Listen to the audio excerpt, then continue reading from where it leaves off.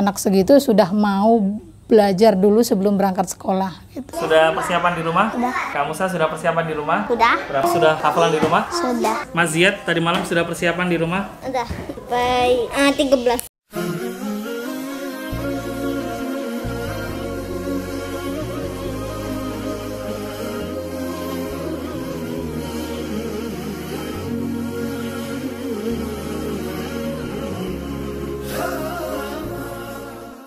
Bismillahirrahmanirrahim. Assalamualaikum warahmatullahi wabarakatuh. Sahabat sekalian yang dirahmati Allah Subhanahu wa taala, pada kesempatan kali ini saya akan men-share tips bagaimana agar anak nagih ngaji.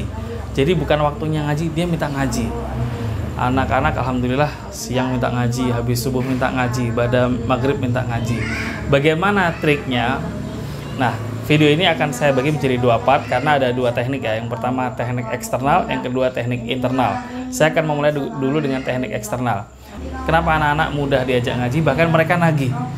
Bahkan dikasih handphone mereka nggak mau. Diajak tidur mereka nggak mau kalau belum hafal 5 baris atau lebih atau 3 baris. Bahkan mereka sabar menahan kantuk sampai jam 11 malam demi sampai hafal 5 baris baru mereka mau tidur. Kalau pagi mereka belum siap, mereka nggak mau berangkat sekolah. Kenapa? Kuncinya adalah ada pada sistem atau eksternal. Apa itu faktor luar? Jadi di luar rumah anak-anak ada di sekolah. Nah, di sekolah punya program tahfidz, yang tahfidz itu membuat mereka sadar bahwa mereka harus menghafal. Sebagai contoh, anak-anak kelas 3 mereka harus menghafalkan satu hari 5 baris. Di rumah menghafalnya, di sekolah tinggal distorkan. Jadi anak-anak ketika masuk ke sekolah bukan nol lagi.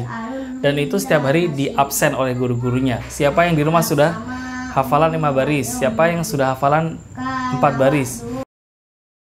Kak Musa sudah persiapan di rumah? Sudah hafalan di rumah? Sudah. Mas Ziyad tadi malam sudah persiapan di rumah? Udah. Sampai 13. Bagi anak-anak yang sudah menyiapkan di rumah, mereka akan pede karena ketika di sekolah diberikan reward, diberikan penghargaan, diapresiasi oleh gurunya. Tapi bagi anak-anak yang belum menyelesaikan tugasnya, dia akan mendapatkan punishment. Bisa berdiri, bisa setorannya terakhir, sehingga terjadi munafasah atau saling berlomba-lomba di kalangan anak-anak karena mereka ingin tampil terbaik.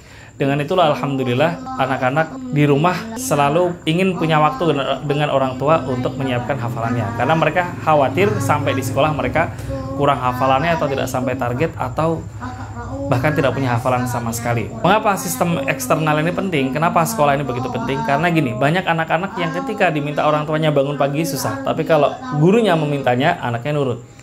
Nah, banyak anak-anak yang ketika sekolah mereka enggan gosok gigi, tapi karena peraturan sekolah mereka akhirnya ringan untuk gosok gigi. Nah, di sekolah tahfidz yang saya kelola, saya mewajibkan para guru untuk setiap hari mengecek 5 hal sebelum mereka memulai pelajaran. Setelah zikir pagi, mereka akan ditanya 5 hal. Yang pertama, apakah sudah sholat subuh ataukah belum?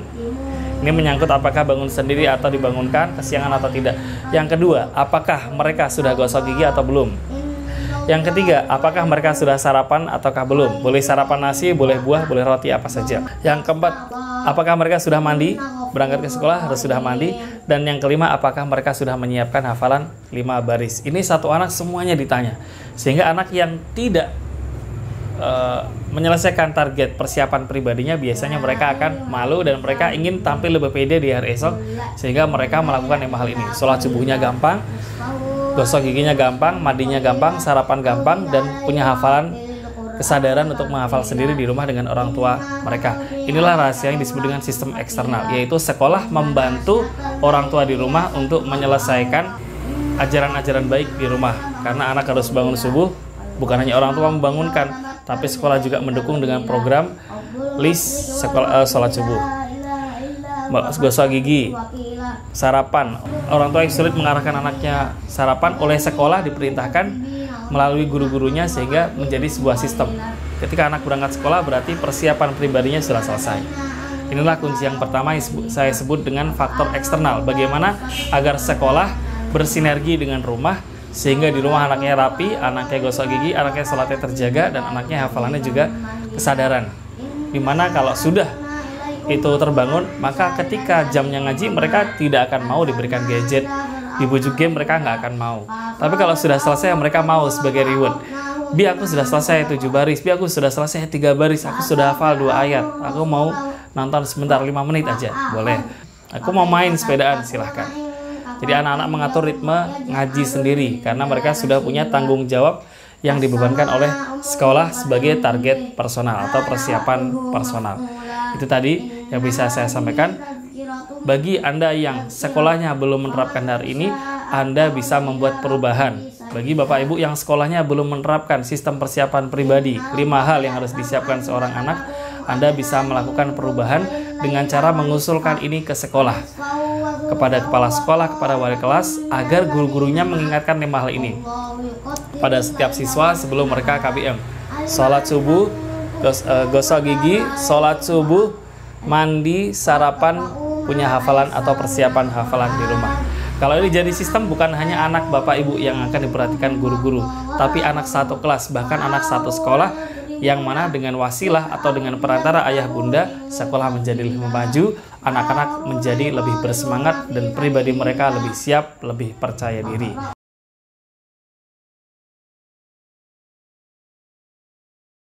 Dari penggunaan gadget sangat menurun ya, karena memang dia sudah sangat sibuk dengan hafalan, kemudian dengan ada PR, ada baca tilawati, kayaknya dia udah sangat menikmati gitu, dengan enjoy dengan kegiatannya. Ya, yang sebelumnya memang dia kadang Umi HP dong gitu kan. Alhamdulillah sekarang sudah tidak terdengar lagi itu. Bahkan Uminya malah sekarang yang nawarin, dia bilang, enggak, aku ngapal dulu Mi katanya, malah kadang malu sendiri kita gitu.